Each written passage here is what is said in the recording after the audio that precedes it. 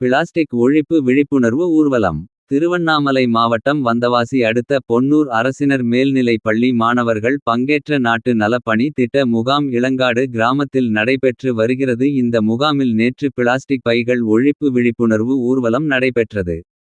இந்த ஊர்வலத்தை Vandavasi red cross சங்க செயலாளர் ப. சீனிவாசன் தொடங்கி வைத்தார். திட்ட ஒருங்கிணைப்பாளர் பத்மநாபன் தலைமை தாங்கினார்.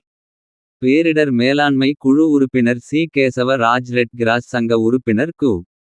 சதானந்தன் ஆகியோர் பிளாஸ்டிக் பொருட்கள் ஒழிப்பு விழிப்புணர்வு தகவல்களை பகிர்ந்தனர். மேலும் NSS மாணவர்கள் பிளாஸ்டிக் பொருட்கள் ஒழிப்பு வாசகங்கள் அடங்கிய பதாகைகளை கையில் ஏந்தியவாறு முக்கிய வீதிகளில் வலம் வந்தனர். முன்னதாக பள்ளி வளாகத்தில் பிளாஸ்டிக் பொருட்கள் ஒழிப்பு விழிப்புணர்வு உறுதிமொழி எடுத்துக் கொள்ளப்பட்டது. இறுதியில் பட்டதாரி ஆசிரியர் கோதண்டராமன் நன்றி கூறினார்.